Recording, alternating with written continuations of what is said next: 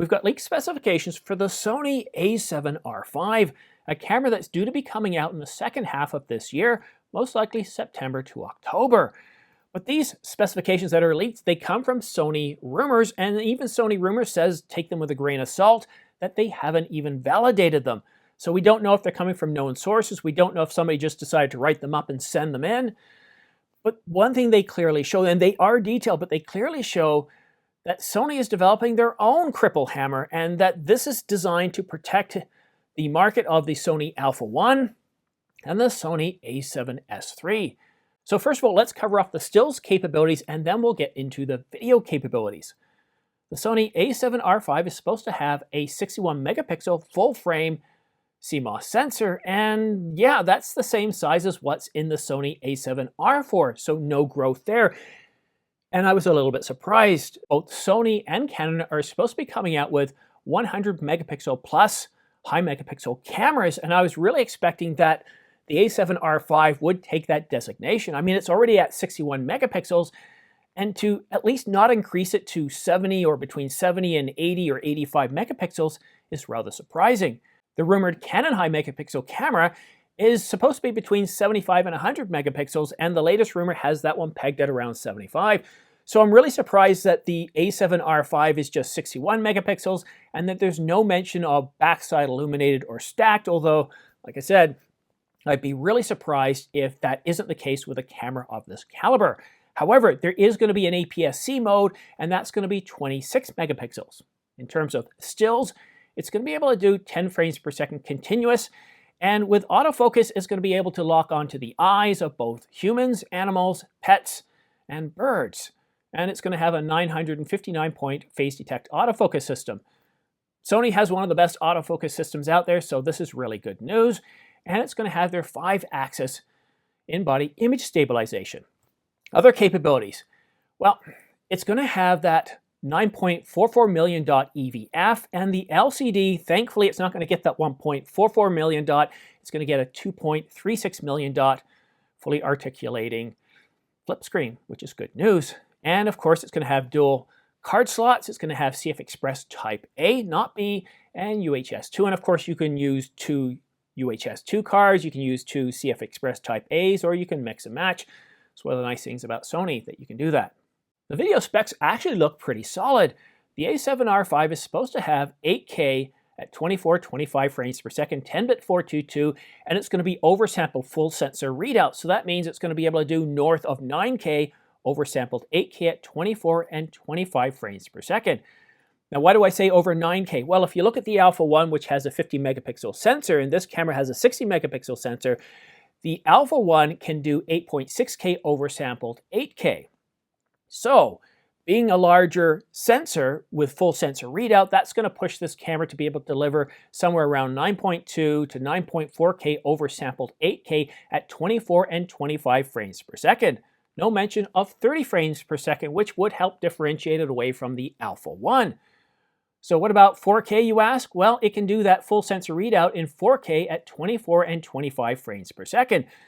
So 9.2K oversampled 4K sounds pretty good to me. Well, what about 30 frames per second, 4K 30? Well, it's going to do it with a Super 35 crop. So it is going to be more detailed, it is going to be oversampled, but it is going to be a crop factor, and we're probably looking anywhere from 1.4 to 1.6 times, most likely probably right around 1.4 to 1.5 times crop in 4K 30. No crop in 4K 24-25, but we have one in 4K 30. And this camera will do 4K 60, but it won't do 4K 120, which helps protect the a7S III. But what's really interesting about 4K 60, it also has a crop. And are you ready for this? No, it's not a Super 35, and no, it's not worse. It's only got a 1.24 times crop. So we've got 3 different crops. We have the full sensor readout, which is 1:1. Then we have 4K 30, which is at least a 1.4 times crop. And then we have 4K 60, which is a 1.24 times crop. And this is where I think the thumbnail of this video really comes in, is Sony's developing their own cripple hammer to protect the a7S III and to protect the Alpha 1. If you want 8K video and you want to shoot 24-25 frames per second, well, the a7R4 is going to have you covered. But as soon as you want to go to 30 frames per second, well, you're going to have to jump up to a much higher price point with the Alpha 1. And if you want to do 4K 30 and you want to do 4K 24, if you also shoot 4K 60 every now and then, and you don't want to have to be jumping between different crop modes, well, you're looking at the Sony a7S III, which can do pretty detailed 4K all the way up to 120 frames per second. And this is interesting. Now, the price might help you see if this makes any sense at all. The price of this camera is supposed to be, yeah, $3,500, which is right around the same price of the a7S III. But while these video modes do look impressive, and yes, they are crippled to some degree, this is primarily a stills camera. It's about a high megapixel camera, and what I'm seeing in the specifications is the improvements come more to the video side and not the still side.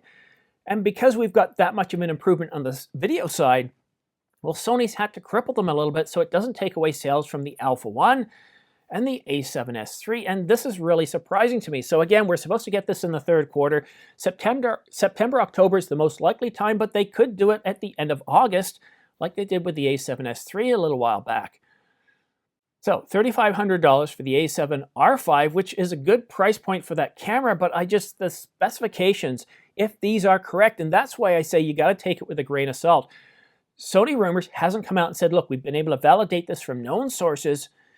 And so when you look at the specs heavily leading towards video on a camera that you would expect to be heavily focused on stills, leaves me wondering a little bit. And it also leaves me wondering about the heavily cropped video modes is what on earth is Sony thinking if this is correct?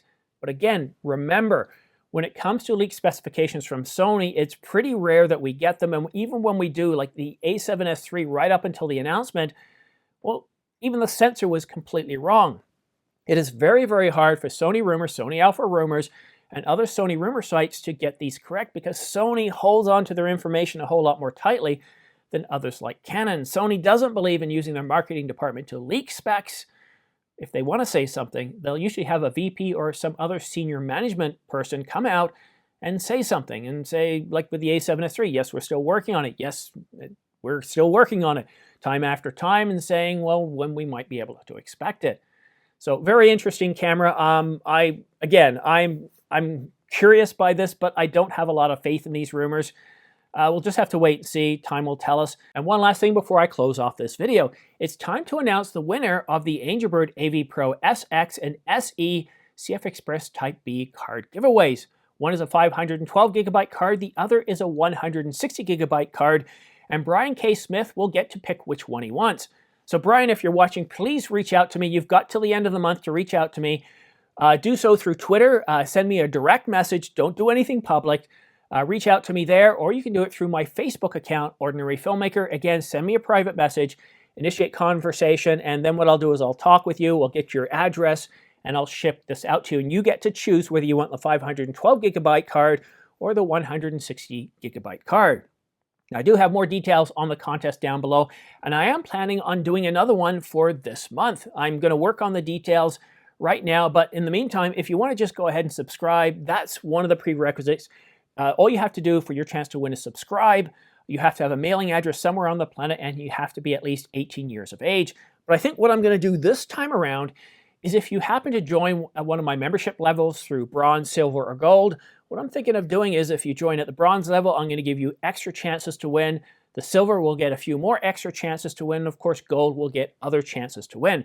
But the main purpose of this announcement is to notify Brian K. Smith that you have won. And so reach out to me. You've got till the end of this month to reach out to me. And if you don't get to me before the end of this month, then I will offer it up to somebody else. The reason I have to do this is the very first announcement I did for the lens, the EF 50mm, the person never reached out to me. And because I didn't put a timeline in there, I couldn't do anything with it. So that's why I have a timeline on this. So Brian, congratulations on your win. And for those of you still watching, please go ahead and subscribe for your chance to win, but also to get announcements of news as it comes out. I cover all the major news from all the major camera platforms.